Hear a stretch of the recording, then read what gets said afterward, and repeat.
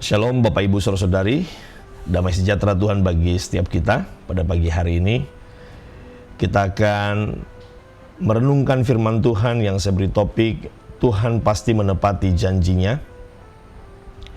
Jangan bimbang.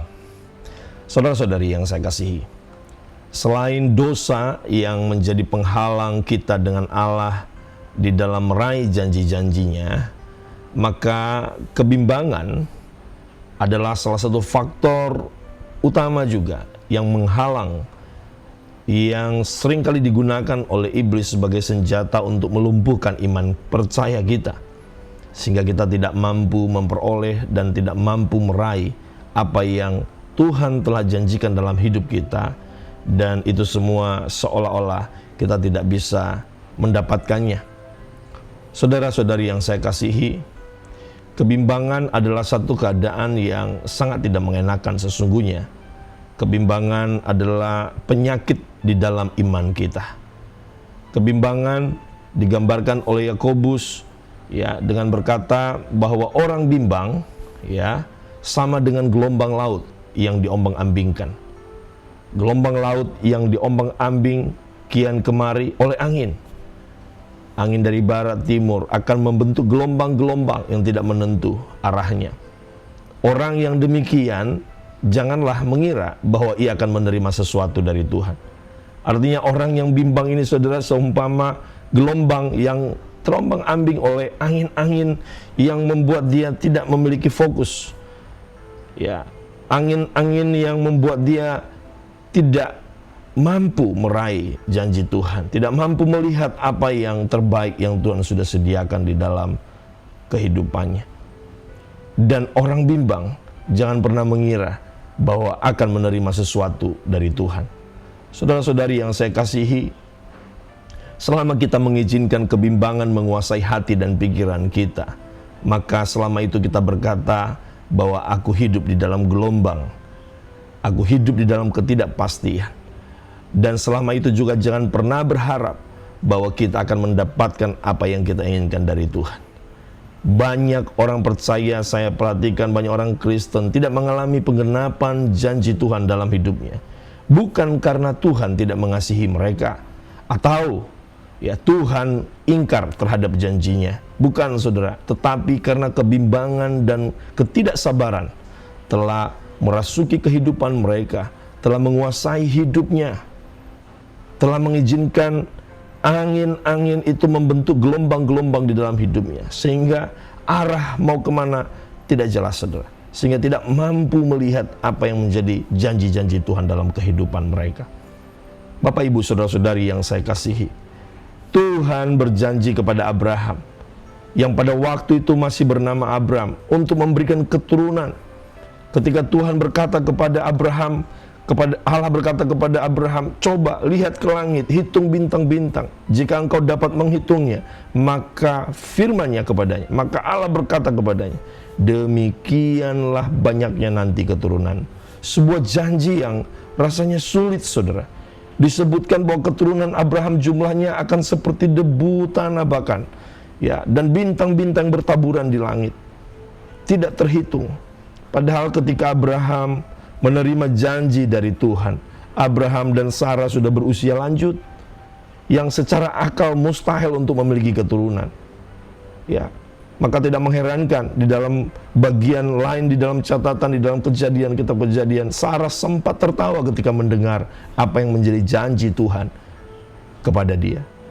Saudara-saudari yang saya kasih, meski janji Tuhan sepertinya mustahil bagi Abraham, tapi Abraham tetap percaya. Dan kepercayaan Abraham yang tanpa kebimbangan ini Tuhan perhitungkan sebagai sebuah kebenaran. Sekalipun tidak ada dasar untuk berharap, saudara, namun Abraham tetap berharap dan percaya. Bahkan di dalam Roma pasal 4 ayat 19, Paulus mencatat, dikatakan imannya tidak menjadi lemah. Walaupun ia mengetahui, walaupun Abraham tahu bahwa tubuhnya sudah sangat lemah, karena usianya telah kira-kira 100 tahun, dan bahwa rahim istrinya Sarah telah tertutup, tetapi imannya tidak menjadi lemah. Saudara-saudari yang saya kasihi, pada pagi hari ini, jangan ada kebimbangan dalam hidupmu. Allah pasti akan menepati janjinya. Abraham harus melewati ujian waktu yang tidak singkat dalam menantikan janji Tuhan tersebut. Ya, betul. Itulah sebabnya dia terus memperkuat percayanya kepada Tuhan dan tidak menjadi bimbang. Seperti apa yang dicatat di dalam Roma pasal yang keempat ayat 20 dalam ayat selanjutnya di dalam teks ini, saudara. Dikatakan, tetapi terhadap janji Allah ia tidak bimbang karena ketidakpercayaan, malah ia diperkuat dalam imannya. Malah, saudara, artinya apa? Bukannya dia mengizinkan kebimbangan menguasai hati pikirannya, tetapi justru sebaliknya, dia memperkuat dirinya di dalam imannya. Dia memuliakan Allah. Ayat 21 dikatakan dengan penuh keyakinan. Dia memuliakan Allah. Dia yakin bahwa Allah berkuasa untuk melakukan apa yang telah dia janjikan. Saudara-saudari yang saya kasihi, ini adalah satu sikap hati yang begitu luar biasa, ya, terhadap janji Tuhan. Abraham percaya bahwa Allah pasti menepati janjinya. Itulah sebabnya dia tidak izinkan kebimbangan ada di dalam dirinya. Abraham tidak bimbang karena ketidakpercayaan, tetapi justru sebaliknya, dengan penuh keyakinan, percaya bahwa Allah pasti akan menepati janjinya. Amin, saudara. Kepercayaan Abraham tanpa kebimbangan inilah yang telah membenarkan dia di hadapan Tuhan. Seperti apa yang dicatat di dalam ayat selanjutnya, dikatakan bahwa hal ini diperhitungkan kepadanya sebagai kebenaran. Saudara-saudari yang saya kasih, pada pagi hari ini saya mau bertanya kepada saudara, sudah seberapa percayakah saudara kepada setiap janji-janji firman Tuhan dalam hidupmu? Apakah hari-hari ini engkau sedang hidup dalam kebimbangan karena lelah menantikan jawaban doa yang tidak kunjung datang?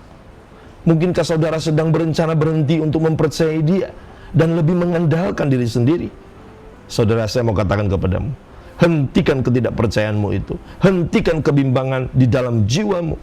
Itu hanya akan mematikan imanmu dan hanya akan membawa engkau jauh dari segala yang terbaik yang Allah telah sediakan bagimu. Saudara-saudara, untuk dapat meraih setiap janji Tuhan di dalam hidup kita, dibutuhkan iman. Dibutuhkan iman yang semakin harus diperkuat dengan penuh keyakinan percaya kepada janji Allah. Dan sama sekali tidak boleh ada kebimbangan. Inilah yang dilakukan oleh Abraham. Inilah yang dilakukan oleh Abraham. Ya. Makanya Rasul Yakobus berkata, siapapun di dalam imannya maka harus meminta. Di dalam doa-doanya dia harus meminta dalam iman. Dan sama sekali jangan ada kebimbangan. Sebab orang yang bimbang sama dengan gelombang laut yang diombang-ambingkan. Seperti apa yang saya jelaskan di atas tadi, saudara. Orang yang demikian jangan mengira bahwa ia akan menerima sesuatu dari Tuhan. Jadi jangan pernah izinkan kebimbangan menguasai hatimu, menguasai hidupmu. Sekali lagi, kebimbangan adalah lawan iman. Dia hanya akan mematikan iman. Sementara kita membutuhkan iman untuk mempercayai janji Tuhan. Saudara, pagi hari ini kita harus terus memegang teguh janji Tuhan. Sebab Dia yang berjanji adalah setia. Amin. Sekalipun janji itu belum terlihat, percayalah bahwa tidak ada yang mustahil bagi Tuhan. Amin, saudara. Bila kita ingin melihat dan mengalami perkara-perkara yang dahsyat dinyatakan di dalam hidup kita, jauhkan segala kebimbangan.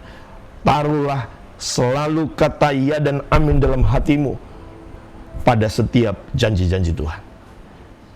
Ya, pada setiap janji-janji Tuhan. Saat saudara berdoa meminta sesuatu kepada Tuhan, percaya dengan penuh keyakinan bahwa Allah sanggup menepati janji-janjinya.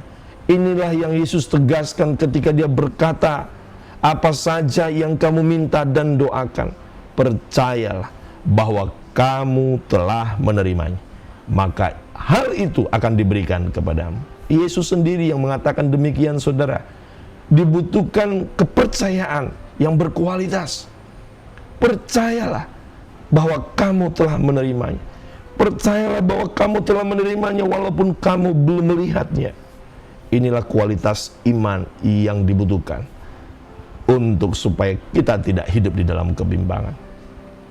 Saudara-saudari yang saya kasih, pagi hari ini sekali lagi saya mau katakan, buang segala kebimbangan yang ada di dalam hatimu. peganglah kebenaran janji firman Tuhan. Dan percayalah bahwa cepat atau lambat, janjinya pasti digenapi di dalam kehidupan. Amin saudara. Allah bukanlah manusia sehingga ia berdusta, bukan anak manusia sehingga ia menyesal. Masakan ia berfirman dan tidak melakukannya, atau berbicara dan tidak menepatinya? Dia adalah Allah yang menepati janji-janjinya. Amin saudara. Tuhan pasti menepati janjinya. Tuhan pasti menepati janjinya. Jangan bimbang. Tuhan Yesus memberkati.